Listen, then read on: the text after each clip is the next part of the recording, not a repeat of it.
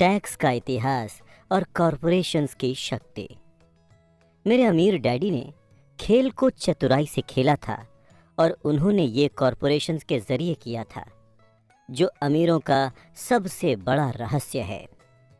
मुझे याद है स्कूल में हमें रॉबिन हुड और उसके मेरी मैन गिरोह की कहानी सुनाई गई थी। मेरे शिक्षक के हिसाब से ये एक रोमांटिक हीरो की अद्भुत कहानी थी जो अमीरों से पैसे छीनकर गरीबों में बांट देता था। दूसरी ओर मेरे अमीर डैडी रॉबिन हुड को हीरो नहीं मानते थे, वो तो रॉबिन हुड को अपराधी मानते थे। रॉबिन हुड को गुजरे हुए ज़माना हो चुका है, लेकिन उसके अनुयायी आज भी जिंदा हैं। मैं अक्सर अब भी लोगों को कहते सुनता हूँ, इसके लिए अमीर लोग पैसे क्यों नहीं देते, या अमीरों को ज़्यादा टैक्स देना चाहिए और गरीबों में बांटना चाहिए। ये अमीरों से छीनकर गरीबों में बांटने की रॉबिन हुड फंतासी गरीबों और मध्यम वर्गीय लोगों के लिए सबसे दुखदाई साबित हुई है। इसी रॉबिन हुड आदर्श की वजह से मध्यम वर्ग पर टैक्स का इतना भारी बोझ लदा हुआ है। सच्चाई तो ये है कि अमीरों पर टैक्स लगता ही नहीं है।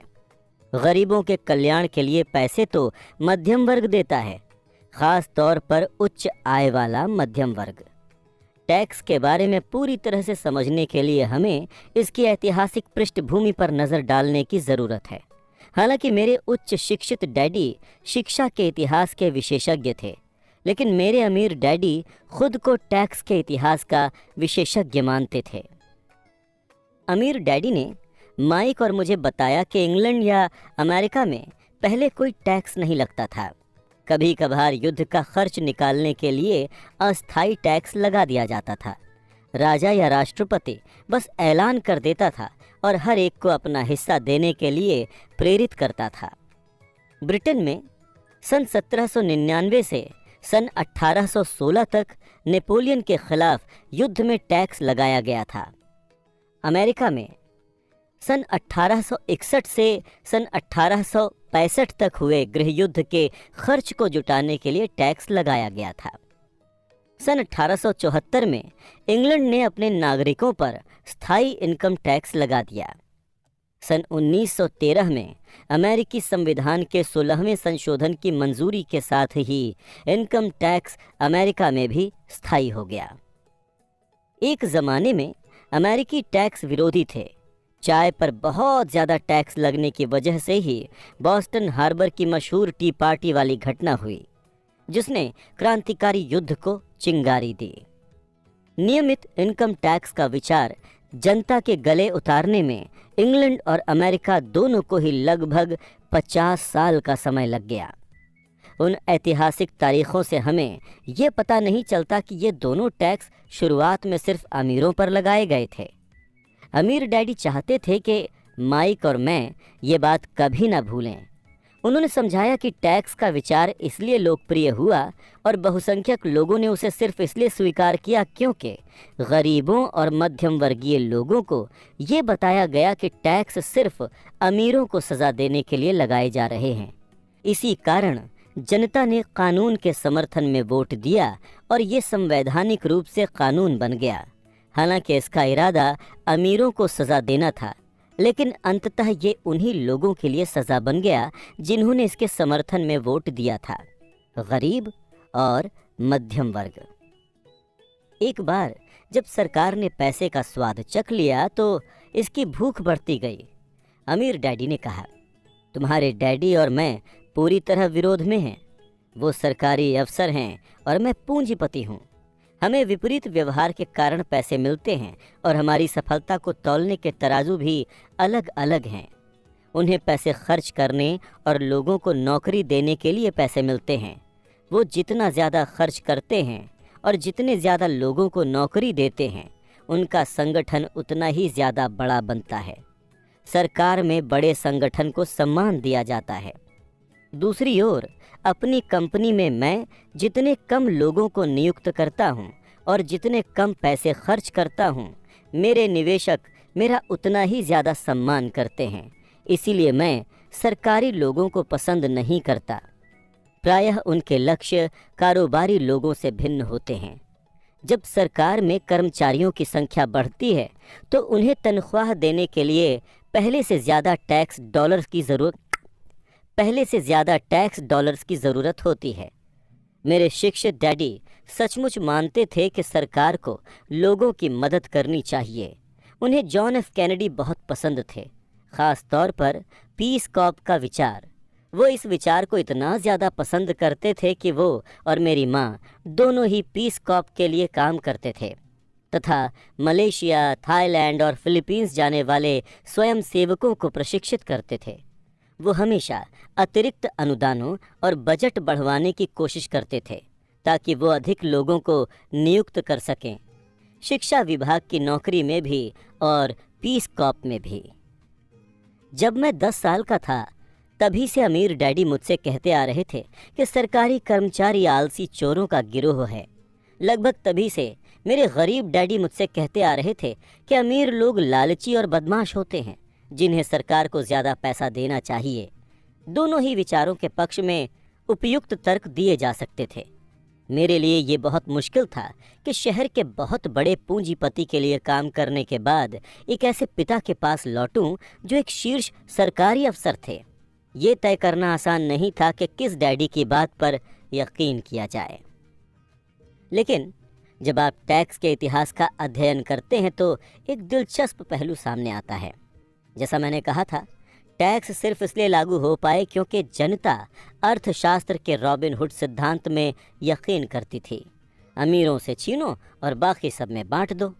समस्या ये थी कि सरकार की पैसे की भूख इतनी बढ़ गई थी कि जल्द ही मध्यम वर्ग पर भी टैक्स लगाने की नौबत आ गई और वहाँ से ये नीचे खिसकने लगे।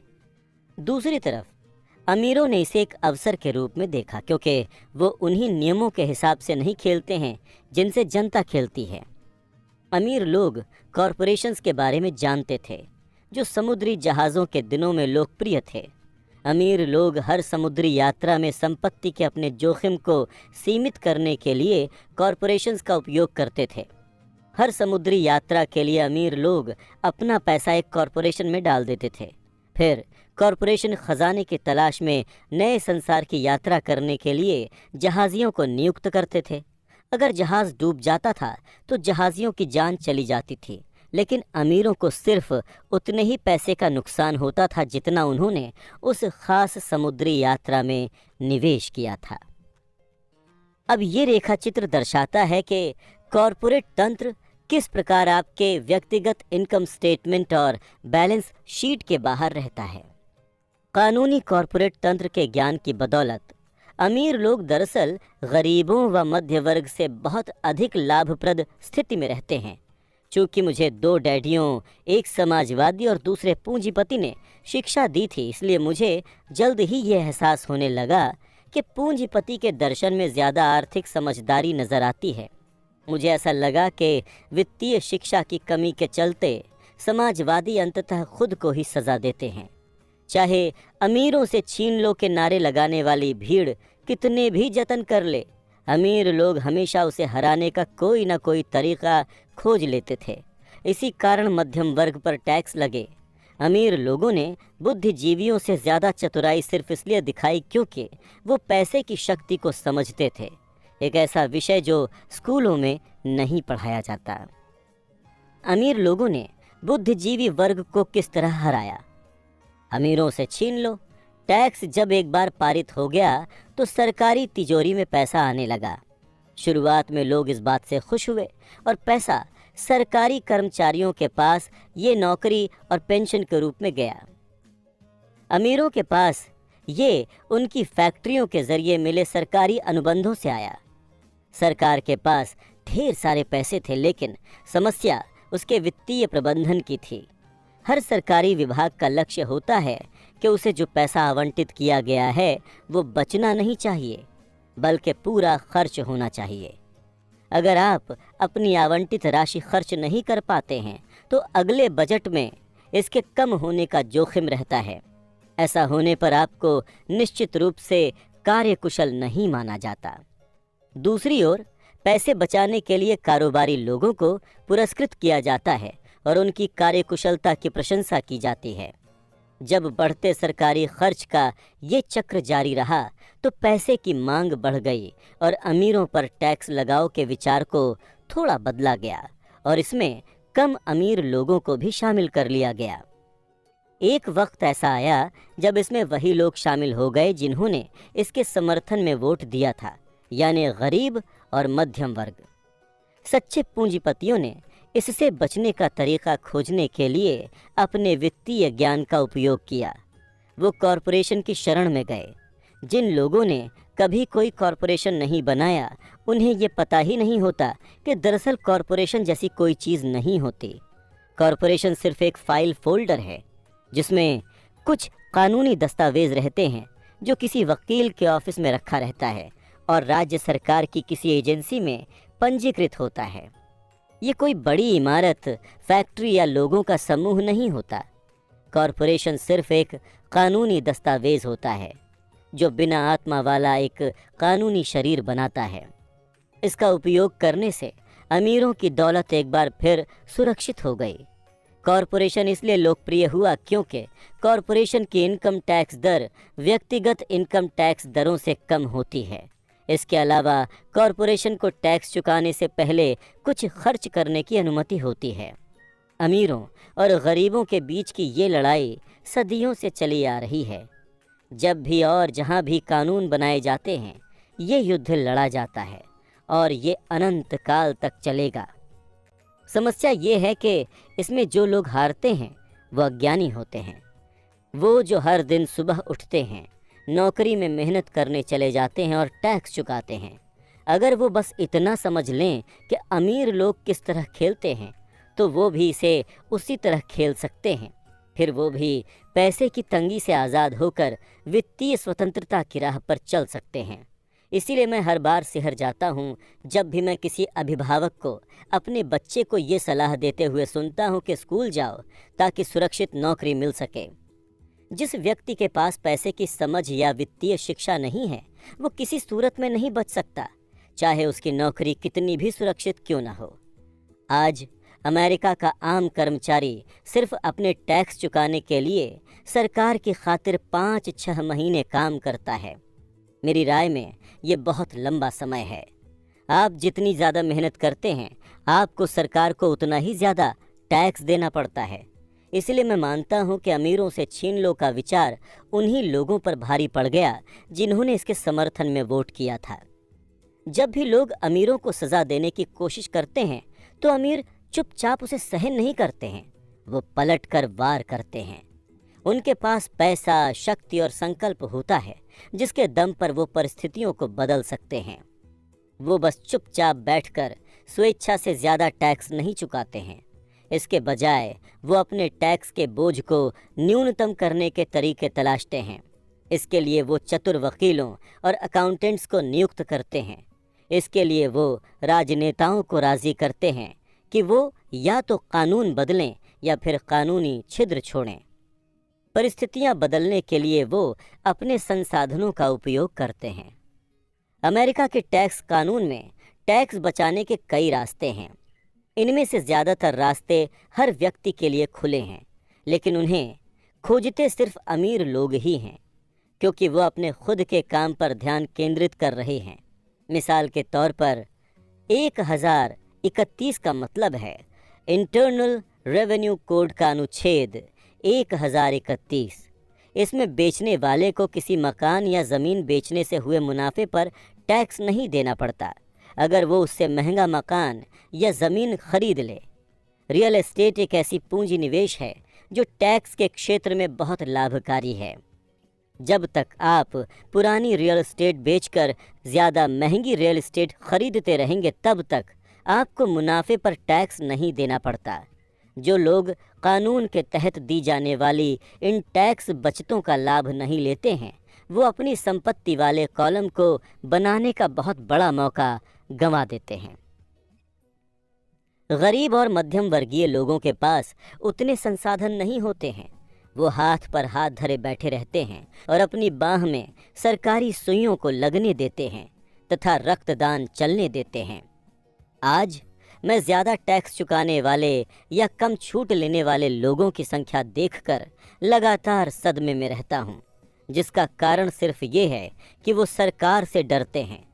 मेरे कुछ मित्र हैं जिनका कारोबार किसी सरकारी गलती की वजह से बंद और तबाह हो गया। मुझे इस बात का एहसास है, लेकिन इस डर से बचने के लिए अगर आप जनवरी से मई तक काम करने की कीमत चुकाते हैं तो मेरे हिसाब से ये काफ़ी ज़्यादा कीमत है। मेरे गरीब डैडी ने कभी पलटकर लड़ाई नहीं की, मेरे अमीर डैडी ने भी नहीं की। उन्होंने तो बस खेल को ज़्यादा चतुराई से खेला और उन्होंने ये कॉरपोरेशंस के ज़रिए किया, जो अमीरों का सबसे बड़ा रहस्य है। आपको वो पहला सबक याद होगा जो मैंने अपने अमीर डैडी से सीखा था। उस वक्त मैं 9 साल का था और उनके बुलावे का इंतज़ार कर रहा था। मैं उनके ऑफिस में बैठा रहा और उनके बुलाने का इंतज़ार करता रहा। वो जानबूझकर मुझे नज़रअंदाज कर रहे थे। वो चाहते थे कि मैं उनकी शक्ति पहचान लूं। वो चाहते थे कि मेरे मन में भी किसी दिन उतना ही शक्तिशाली बनने की इच्छा जागे जितने वर्ष मैंने उनसे सीखा और अध्ययन किया। वो मुझे हमेशा याद दिलाते रहे कि ज्ञान ही शक्ति है। पैसे के साथ जो भारी शक्ति आती है उसे बनाए रखने और कई गुना करने के लिए सही ज्ञान की ज़रूरत होती है। इस ज्ञान के बिना संसार आपको इधर से उधर धक्के मारता रहता है। अमीर डैडी माइक और मुझे लगातार याद दिलाते थे कि सबसे ज़्यादा डरावना आदमी बॉस या सुपरवाइज़र नहीं बल्कि टैक्स विभाग होता है। अगर आप प्रतिरोध नहीं करेंगे तो टैक्स विभाग आपसे हमेशा ज़्यादा से ज़्यादा टैक्स वसूल करेगा। पैसे के लिए काम करने के बजाय पैसे से अपने लिए काम कराने का पहला सबक शक्ति के बारे में है। अगर आप पैसे के लिए काम करते हैं तो आप शक्ति अपने नियोक्ता के हवाले कर देते हैं। अगर पैसा आपके लिए काम करता है तो आप शक्ति अपने पास रखते हैं और उसे नियंत्रित करते हैं। एक बार जब हमें ये ज्ञान मिल गया कि पैसे के हमारे लिए काम करने में कितनी शक्ति है, तो इसके बाद वो चाहते थे कि हम वित्तीय दृष्टि से चतुर बनें और किसी चीज़ या व्यक्ति को खुद को धक्के मारने की अनुमति न दें। अगर आप अज्ञानी हैं तो आपको आसानी से डराया जा सकता है। अगर आपको ज्ञान है कि आप किस बारे में बात कर रहे हैं तो आपके पास लड़ने का अवसर है। इसीलिए वो चतुर टैक्स अकाउंटेंट्स और वकीलों को इतने पैसे देते थे। सरकार को टैक्स देने के बजाय इन दोनों को पैसे देना सस्ता पड़ता था। उनका मुझे सिखाया सबसे अच्छा सबक ये था, चतुर बनो ताकि कोई तुम्हें इधर उधर धक्के न मार सके। वो कानून जानते थे क्योंकि वो कानून का पालन करने वाले नागरिक थे, और इसलिए भी क्योंकि कानून की जानकारी न होना महंगा साबित हो सकता था। अगर आप जानते हैं कि आप सही हैं तो आप पलटकर लड़ने से नहीं घबराते हैं, भले ही आप रॉबिन हुड और उसके मैरी मैन गिरोह से लड़ रहे हों। मेरे उच्च शिक्षित डैडी मुझे हमेशा प्रोत्साहित करते थे कि मैं किसी बड़े कॉरपोरेशन में कोई अच्छी नौकरी खोजूं। वो कंपनी की सीढ़ी पर चढ़ने के लाभ गिनाते थे। वो ये नहीं समझते थे कि कंपनी के कर्मचारी की तनख्वाह पर पूरी तरह निर्भर रहकर मैं एक आज्ञाकारी गाय बन जाऊंगा जिसका जो चाहे दूध निकाल सकता है। जब मैंने अमीर डैडी को अपने डैडी की सलाह बताई तो वो बस हंस दिए। उन्होंने इतना ही कहा, क्यों ना सीढ़ी के मालिक बन जाओ। बचपन में मुझे ये समझ में नहीं आया था कि खुद के कॉरपोरेशन का मालिक बनने से अमीर डैडी का क्या मतलब था। ये एक ऐसा विचार था जो असंभव और भयावह लग रहा था। हालांकि मैं इस विचार से रोमांचित था, लेकिन मेरी अनुभवहीनता मुझे ये कल्पना नहीं करने दे रही थी कि किसी दिन वयस्क लोग मेरी बनाई हुई कंपनी में काम करेंगे। मुद्दे की बात यह है कि अगर मेरे अमीर डैडी नहीं होते तो मैं शायद अपने शिक्षित डैडी की सलाह पर ही चलता। अमीर डैडी के बार बार याद दिलाने के कारण ही मेरे अपने कॉरपोरेशन का विचार जीवित रहा और मुझे एक अलग राह पर चलाता रहा। 15-16 साल की उम्र में ही मैंने जान लिया था कि मैं उस रास्ते पर नहीं जाऊंगा जिसकी सलाह मेरे शिक्षित डैडी देते थे। मैं नहीं जानता था कि मैं ये कैसे करूंगा, लेकिन मैंने ठान लिया था कि मैं उस दिशा में आगे नहीं बढ़ूंगा जिसमें मेरे अधिकतर सहपाठी जा रहे थे। इस फैसले ने मेरी ज़िंदगी बदल दी। जब मेरी उम्र 25 के आसपास हुई तब मुझे अमीर डैडी की सलाह में ज़्यादा समझदारी नज़र आने लगी। उस वक्त मैं मरीन कॉर्प से बाहर निकलकर ज़ेरॉक्स में काम कर रहा था। मुझे बहुत पैसे मिल रहे थे, लेकिन जब भी मैं अपने वेतन को देखता था मुझे हमेशा निराशा होती थी। कटौतियाँ बहुत ज़्यादा होती थीं और मैं जितनी ज़्यादा मेहनत करता था वो उतनी ही बढ़ती जाती थी। जब मैं ज़्यादा सफल हुआ तो मेरे बॉस मेरे प्रमोशन और तनख्वाह बढ़ाने की बात करने लगे। ये सुनकर अच्छा लगा, लेकिन मैं अपने कानों में अमीर डैडी की आवाज़ भी सुन सकता था। तुम किसके लिए काम कर रहे हो? तुम किसे अमीर बना रहे हो? सन 1974 में जब मैं ज़ेरॉक्स का कर्मचारी था, तभी मैंने अपना पहला कॉरपोरेशन बनाया और अपने खुद के काम पर ध्यान केंद्रित करना शुरू कर दिया। मेरे संपत्ति वाले कॉलम में पहले से ही कुछ संपत्तियां थीं, लेकिन अब मैंने संकल्प ले लिया था कि इस कॉलम को ज़्यादा बड़ा बनाने पर ध्यान केंद्रित करूंगा। कटौतियों वाली तनख्वाह को देख देख कर मुझे अमीर डैडी की बरसों तक दी गई सलाह में ज़्यादा समझदारी दिखने लगी थी। अब मैं देख सकता था कि अगर मैं अपने शिक्षित डैडी की सलाह पर चला तो मेरा भविष्य क्या और कैसा होगा। कई नियोक्ता महसूस करते हैं कि अगर उनके कर्मचारी उनके खुद के काम पर ध्यान केंद्रित करें तो ये उनके कारोबार के लिए बुरा होगा, लेकिन मेरे मामले में इसका उल्टा हुआ। अपने खुद के काम पर ध्यान केंद्रित करने और संपत्तियां बनाने पर ध्यान एकाग्र करने से मैं बेहतर कर्मचारी बन गया, क्योंकि अब मेरे पास एक लक्ष्य था। मैं सुबह जल्दी आता था और मेहनत से काम करता था, ज़्यादा से ज़्यादा पैसे कमाता था ताकि मैं उसे रियल एस्टेट में निवेश कर सकूं। हवाई में उस वक्त भाव तेज़ी से बढ़ रहे थे और भारी दौलत कमाने की संभावनाएं मौजूद थीं। मुझे जितना ज़्यादा एहसास हुआ कि हम भारी आर्थिक तरक्की की शुरुआती अवस्था में हैं, मैंने उतनी ही ज़्यादा ज़ेरॉक्स मशीनें बेचीं। मैंने जितनी ज़्यादा मशीनें बेचीं, मैंने उतने ही अधिक पैसे कमाए और जाहिर है मेरे वेतन से उतनी ही ज़्यादा कटौतियाँ हुईं। ये प्रेरक था।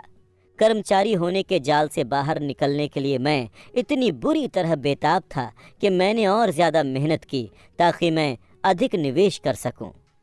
सन 1978 तक मैं लगातार कंपनी के 5 शीर्षस्थ सेल्स पीपल में से एक बन गया था।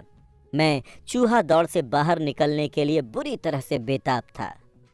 3 साल से भी कम समय में हाल ये हो गया कि मुझे ज़ेरॉक्स में जितनी कमाई हो रही थी उससे ज़्यादा अपने रियल एस्टेट होल्डिंग कॉरपोरेशन से हो रही थी। अपने कॉरपोरेशन में अपनी संपत्ति वाले कॉलम में मैं जो पैसा बना रहा था वो मेरे लिए काम कर रहा था। उसके लिए मुझे दरवाजे खटखटाकर फोटोकॉपियर बेचने की ज़रूरत नहीं थी। अमीर डैडी की सलाह में मुझे ज़्यादा समझदारी दिखने लगी। जल्द ही मेरी जायदाद से मिलने वाला कैश फ्लो इतना ज़्यादा हो गया कि मेरी कंपनी ने मेरे लिए पहली पॉर्श कार खरीद कर दी। ज़ेरॉक्स के बाकी सेल्स पीपल को लगा कि मैं अपने कमीशन खर्च कर रहा हूँ, मगर मैं ऐसा कुछ नहीं कर रहा था। मैं तो अपने कमीशन का निवेश संपत्तियों वाले कॉलम में कर रहा था।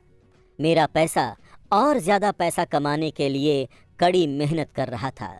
मेरी संपत्ति वाले कॉलम का हर डॉलर एक बढ़िया कर्मचारी था। ज़्यादा कर्मचारी बनाने के लिए कड़ी मेहनत कर रहा था और उसने अपने बॉस को एक नई पोर्श कार खरीद कर दे दी, वो भी टैक्स चुकाने से पहले के डॉलर से। मैं ज़ेरॉक्स के लिए ज़्यादा कड़ी मेहनत करने लगा। योजना काम कर रही थी और मेरी पोर्श कार इसका सबूत थी। अपने अमीर डैडी से मैंने जो सबक सीखे उनका इस्तेमाल करके मैं कम उम्र में ही चूहा दौड़ से बाहर निकलने में सफल हुआ। ये उस बेहतरीन वित्तीय ज्ञान के कारण ही संभव हुआ जो मैंने अमीर डैडी के सबकों से हासिल किया था। इस वित्तीय ज्ञान के बिना, जिसे मैं वित्तीय बुद्धि या वित्तीय आईक्यू कहता हूँ, वित्तीय स्वतंत्रता की मेरी राह ज़्यादा मुश्किल होती। अब मैं दूसरों को इस उम्मीद में सिखाता हूँ कि वो मेरे ज्ञान से लाभ उठा सकें। मैं लोगों को याद दिलाता हूँ कि वित्तीय आईक्यू में विशेषज्ञता के 4 व्यापक क्षेत्रों का ज्ञान शामिल होता है। पहला, अकाउंटिंग। अकाउंटिंग वित्तीय साक्षरता या अंक पढ़ने की योग्यता है। अगर आप एक साम्राज्य खड़ा करना चाहते हैं तो ये एक अनिवार्य योग्यता है। आप जितने अधिक पैसे के लिए जिम्मेदार होंगे उतने ही ज़्यादा सूक्ष्म ज्ञान की ज़रूरत होगी, वरना आपका साम्राज्य ताश के पत्तों के महल की तरह ढह जाएगा। ये विवरण बाएं मस्तिष्क वाला हिस्सा है। वित्तीय साक्षरता का मतलब है फाइनेंशियल स्टेटमेंट्स पढ़ने और समझने की योग्यता, जिसकी बदौलत आप किसी कारोबार की शक्तियों और कमजोरियों को पहचान सकते हैं। दूसरा, निवेश। निवेश पैसे से पैसे बनाने का विज्ञान है। इसमें वो रणनीतियां और फॉर्मूले शामिल होते हैं जो रचनात्मक दाएं मस्तिष्क वाले हिस्से का उपयोग करते हैं। तीसरा, बाजारों को समझना। बाजारों को समझना मांग और पूर्ति का विज्ञान है। किसी निवेश के बुनियादी या आर्थिक पहलुओं के अलावा आपको बाजार के तकनीकी पहलुओं को जानने की ज़रूरत है, जो भावनाओं से संचालित होते हैं। बाजार की वर्तमान परिस्थितियों को देखते हुए निवेश में समझदारी नज़र आती है या नहीं। चौथा, कानून। अकाउंटिंग, निवेश और बाजार की तकनीकी योग्यताओं के समर्थन से कॉरपोरेशन विस्फोटक विकास कर सकता है। जो व्यक्ति किसी कॉरपोरेशन द्वारा प्रदत्त टैक्स लाभों और सुरक्षाओं को समझता है, वो किसी कर्मचारी या छोटे व्यवसाय मालिक से ज़्यादा तेज़ी से अमीर बन सकता है। इसमें उतना ही अंतर होता है जितना कि किसी चलने वाले और उड़ने वाले के बीच होता है। दीर्घकालीन दौलत के संदर्भ में ये बहुत भारी अंतर होता है। टैक्स लाभ। कॉरपोरेशन कई ऐसी चीज़ें कर सकता है जो एक कर्मचारी नहीं कर सकता। मिसाल के तौर पर ये टैक्स चुकाने से पहले खर्च कर सकता है। ये विशेषज्ञता का एक ऐसा क्षेत्र है जो बहुत रोमांचक है। कर्मचारी कमाते ही टैक्स चुकाते हैं और बचे हुए पैसों से अपना खर्च चलाते हैं। कॉरपोरेशन कमाता है, जितने पैसे खर्च कर सकता है खर्च करता है, और अगर कुछ बचता है तो उस पर टैक्स चुकाता है। ये टैक्स कानून के सबसे बड़े छिद्रों में से एक है और अमीर लोग इसका भरपूर इस्तेमाल करते हैं। कॉरपोरेशन बनाना आसान है और इसमें ज़्यादा पैसा भी नहीं लगता है, बशर्ते आपके निवेश अच्छा कैश फ्लो दे रहे हों। मिसाल के तौर पर अपने कॉरपोरेशन के मालिक होने पर आप वेकेशंस मनाने के लिए हवाई जाते हैं और वहीं बोर्ड मीटिंग रख लेते हैं। इस तरह कार का भुगतान, बीमा, मरम्मत और हेल्थ क्लब सदस्यताएं कंपनी के खर्च में डाल दिए जाते हैं। रेस्तरां में लिए गए ज़्यादातर लंच या डिनर भी आंशिक खर्च ही होते हैं, लेकिन ये सारा खर्च टैक्स चुकाने से पहले कानूनी रूप से किया जाता है। मुकदमों से सुरक्षा। हम मुकदमेबाजी को पसंद करने वाले समाज में रहते हैं। हर कोई आपकी मेहनत से फ़ायदा उठाना चाहता है। अमीर लोग मुकदमों से बचने और अपनी संपत्तियों की रक्षा करने के लिए अपनी ज़्यादातर दौलत कॉरपोरेशंस और ट्रस्ट का उपयोग करके छिपा देते हैं। जब भी कोई किसी अमीर व्यक्ति पर दावा ठोंकता है तो उसे पता चलता है कि वो कानूनी कवच पहने हैं और दरअसल किसी भी चीज़ का मालिक नहीं है। अमीर लोग हर चीज़ पर नियंत्रण रखते हैं, परंतु किसी चीज़ के मालिक नहीं होते हैं। गरीब और मध्यम वर्गीय लोग हर चीज़ के मालिक बनने की कोशिश करते हैं। इसीलिए जब उन पर दावा ठोका जाता है तो वो सरकार या अमीरों पर दावा ठोकने के शौकीन साथी नागरिकों के हाथों अपनी संपत्ति गंवा बैठते हैं। उन्होंने ये रॉबिन हुड की कहानी में सीखा था, अमीरों से छीन लो और गरीबों में बांट दो। कॉरपोरेशन खड़ा करने का पूरा तरीका बताना इस पुस्तक का उद्देश्य नहीं है, लेकिन मैं कहूँगा कि अगर आप किसी प्रकार की वैध संपत्तियों के मालिक हों तो जल्दी से जल्दी किसी कॉरपोरेशन द्वारा प्रदत्त लाभों और सुरक्षा के बारे में ज़्यादा जानकारी हासिल करें। इस विषय पर कई पुस्तकें लिखी गई हैं जो विस्तार से इसके फ़ायदे बताएंगी और कॉरपोरेशन गठित करने के लिए आवश्यक पायदानों की जानकारी भी देंगी। गैरेट सदन की पुस्तकें व्यक्तिगत कॉरपोरेशन की शक्ति का बखूबी वर्णन करती हैं। वित्तीय IQ दरअसल कई योजनाओं और गुणों का मेल होता है। मैं कहूँगा कि ये पहले बताई गई 4 तकनीकी योग्यताओं का मिश्रण ही है जिनसे बुनियादी वित्तीय बुद्धि बनती है। अगर आप भारी दौलत की चाह रखते हैं तो इन योग्यताओं के समन्वय से आपकी वित्तीय बुद्धि बहुत ज़्यादा बढ़ जाएगी। तो संक्षेप में समझें। कॉरपोरेशंस वाले बिजनेस मालिक। वित्तीय आईक्यू दरअसल कई योग्यताओं और गुणों का मेल होता है। मैं कहूँगा कि ये पहले बताई गई 4 तकनीकी योग्यताओं का मिश्रण ही है जिनसे बुनियादी वित्तीय बुद्धि बनती है। अगर आप भारी दौलत की चाह रखते हैं तो इन योग्यताओं के समन्वय से आपकी वित्तीय बुद्धि बहुत ज़्यादा बढ़ जाएगी। संक्षेप में इसको समझें। कॉरपोरेशंस वाले बिजनेस मालिक और कॉरपोरेशंस के लिए काम करने वाले कर्मचारी पहले कमाते हैं, फिर खर्च करते हैं और जब बचता है तो टैक्स चुकाते हैं। वहीं कॉरपोरेशंस के लिए काम करने वाले कर्मचारी पहले कमाते हैं, फिर टैक्स चुकाते हैं और फिर जो बचता है वो खर्च करते हैं। मेरी सलाह है कि आप अपनी संपत्तियों और कारोबारों के चारों तरफ कॉरपोरेशंस के सुरक्षा कवच के बारे में सीखें। इसे अपनी सकल वित्तीय रणनीति का हिस्सा बना लें। अध्ययन सत्र। अध्याय 4। सबक 4। टैक्स का इतिहास और कॉरपोरेशंस की शक्ति। सार। कई लोग रॉबिन हुड को नायक मानते हैं जो अमीरों से पैसे लेता था और गरीबों को पैसे देता था। अमीर डैडी की ये धारणा नहीं थी। वो रॉबिन हुड को अपराधी कहते थे। हालांकि लोकप्रिय धारणा ये है कि अमीरों को ज़्यादा टैक्स देना चाहिए और गरीबों को पैसे देना चाहिए, लेकिन सच तो ये है कि ये मध्यम वर्ग होता है जिस पर भारी टैक्स लगता है, ख़ास तौर पर शिक्षित उच्च आय वाला मध्यम वर्ग। ये कैसे होता है, ये समझने के लिए रॉबर्ट टैक्स का संक्षिप्त इतिहास बताते हैं।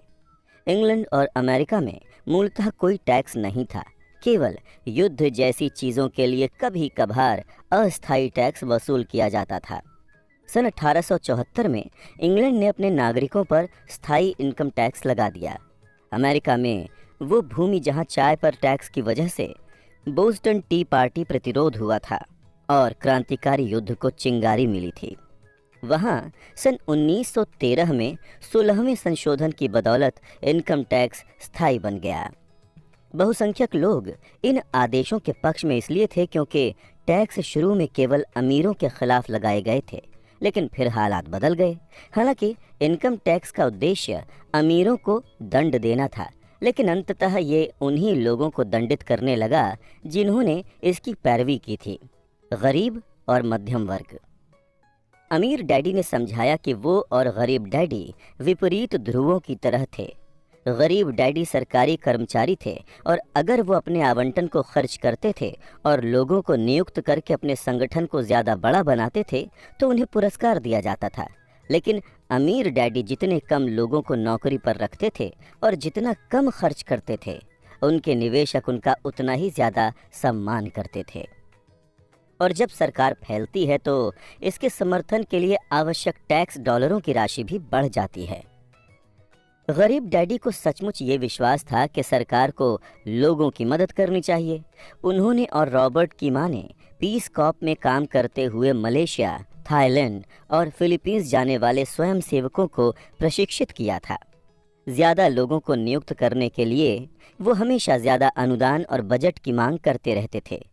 रॉबर्ट के लिए ये एक चुनौती थी कि वो शहर के सबसे बड़े पूंजीपतियों में से एक की खातिर काम करें और फिर घर पर एक शीर्ष सरकारी अधिकारी के पास जाएं। किस डैडी पर भरोसा किया जाए ये जानना आसान नहीं था, लेकिन जब रॉबर्ट ने टैक्स के इतिहास का अध्ययन किया तो उन्हें एक रोचक चीज़ पता चली। जब सरकार की पैसे की भूख बढ़ी तो जल्दी ही मध्यम वर्ग पर भी टैक्स लगा दिया गया और वहाँ से ये नीचे की ओर खिसकता चला गया। लेकिन अमीरों ने एक अवसर देखा क्योंकि वो अलग नियमों से खेलते हैं। कॉरपोरेशंस जो समुद्री जहाज़ों के युग में लोकप्रिय हुए, टैक्स से बचने का तरीका प्रदान करते थे। कानूनी कॉरपोरेट तंत्र को समझने से अमीरों को एक भारी लाभ मिला और बुद्धिजीवियों से ज़्यादा चतुर बनने की अनुमति मिली। सरकार का आदर्श ये है कि पैसे का अतिशेष नहीं होना चाहिए। अगर आप अपनी आवंटित राशि खर्च करने में असफल रहते हैं तो ये जोखिम रहता है कि आप इसे अगले बजट में गंवा देंगे। दूसरी ओर व्यवसायियों को पैसे बचाने के लिए पुरस्कृत किया जाता है और उनकी कार्यकुशलता की प्रशंसा की जाती है। जब सरकार ने अपने आदर्श जारी रखे और ज़्यादा पैसे खर्च करती चली गई तो ज़्यादा टैक्सों की ज़रूरत पड़ी, इस बार मध्यम वर्ग और अंततः गरीबों पर। कॉरपोरेशन सिर्फ एक कानूनी दस्तावेज होता है जिससे एक कानूनी संस्था बनती है।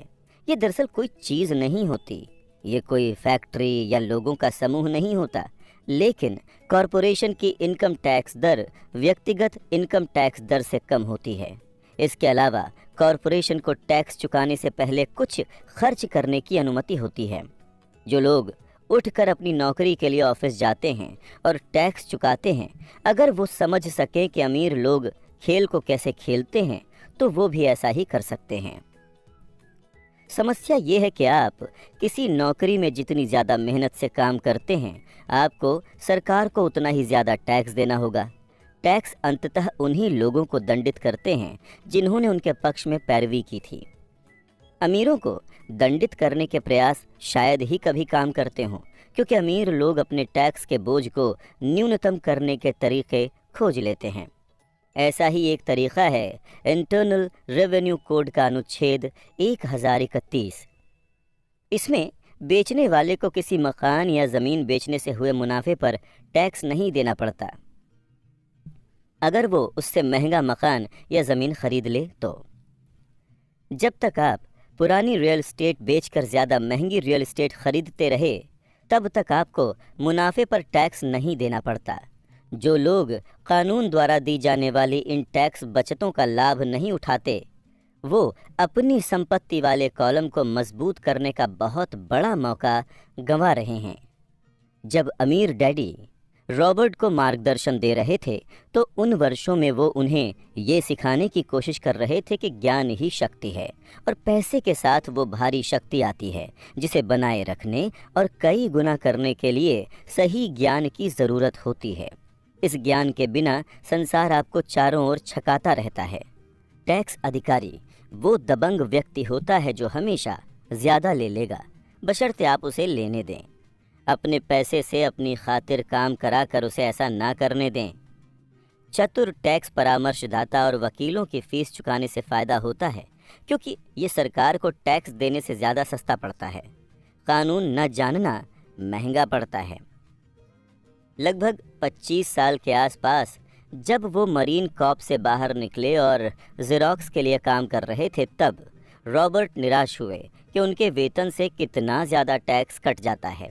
इससे वो 1974 में अपना पहला कॉरपोरेशन बनाने के लिए प्रेरित हुए। इससे वो रियल एस्टेट में निवेश करने की खातिर अधिकाधिक पैसा इकट्ठा करने के फिराक में अपने दिन की नौकरी में ज़्यादा कड़ी मेहनत करने के लिए भी प्रोत्साहित हुए। वो ज़ेरॉक्स के शीर्ष सेल्स पीपल में से एक बन गए।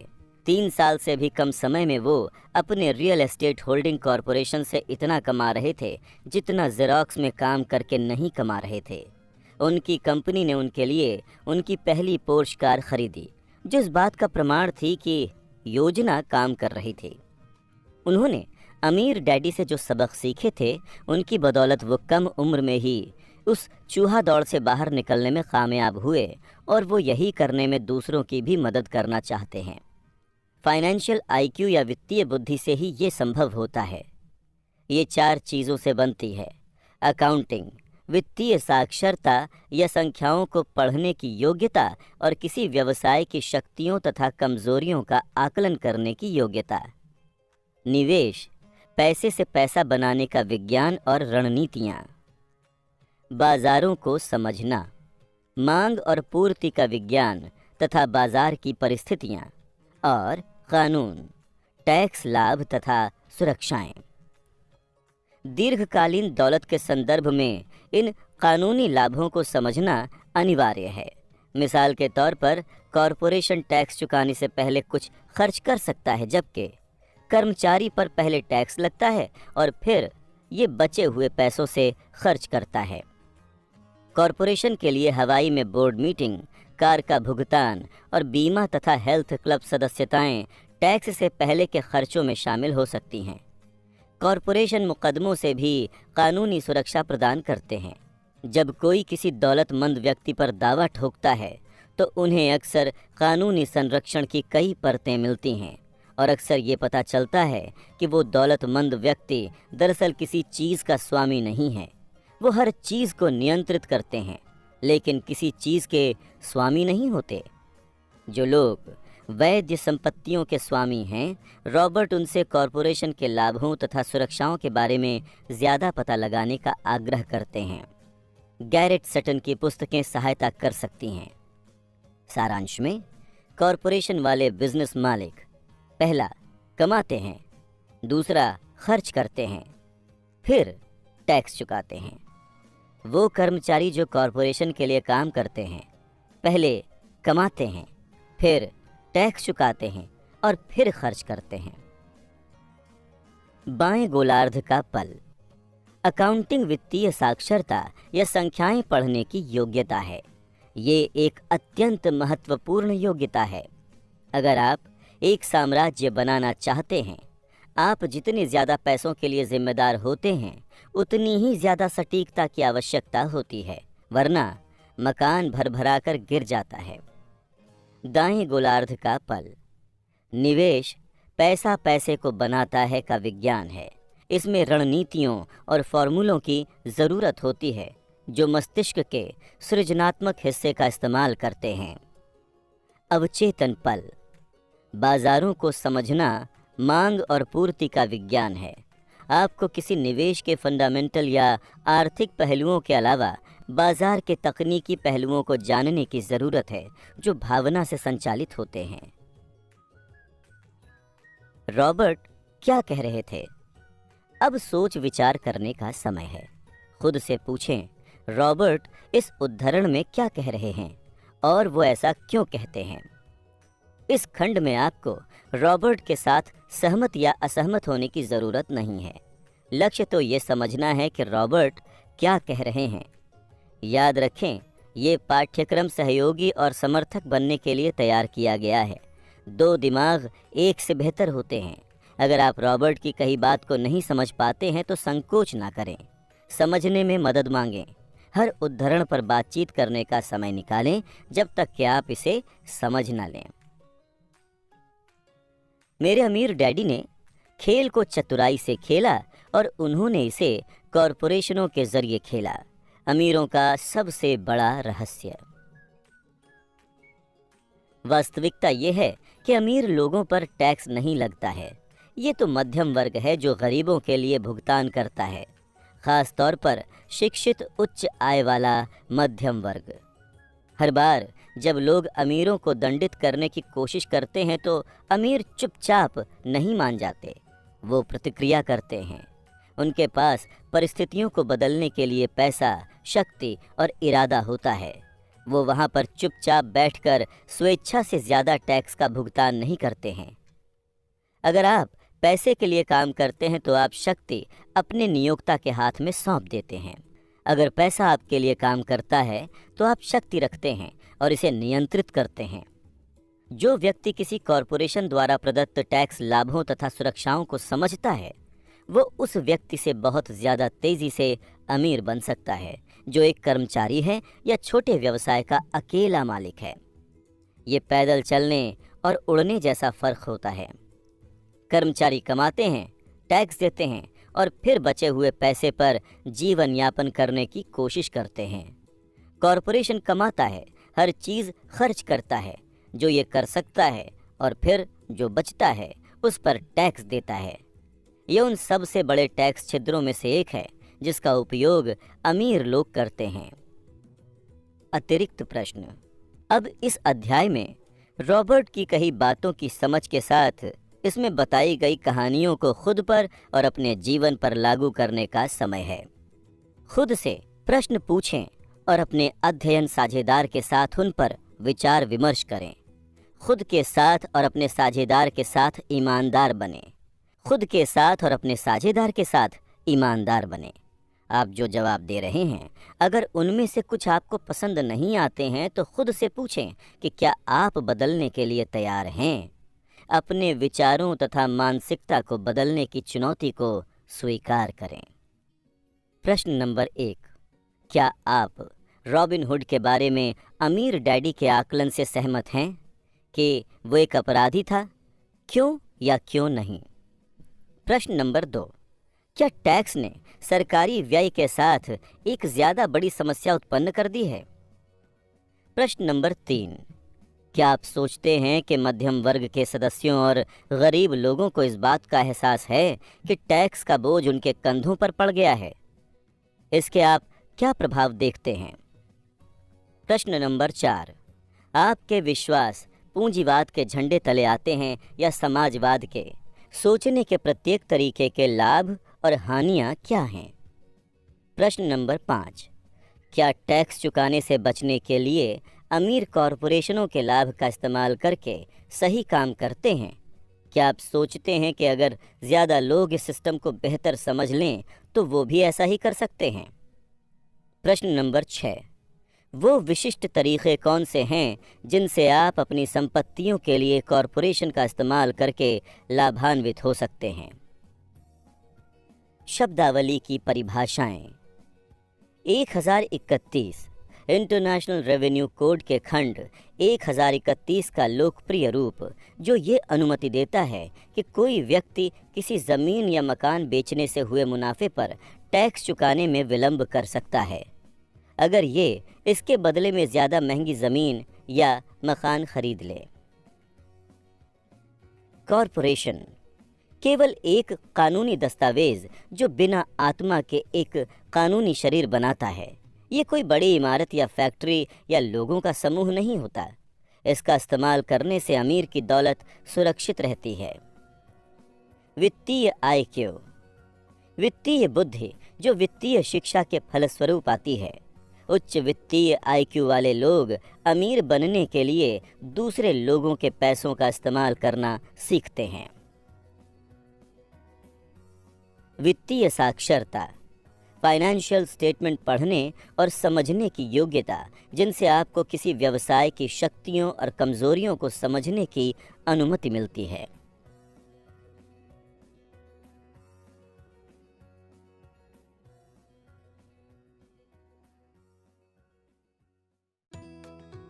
अध्याय 5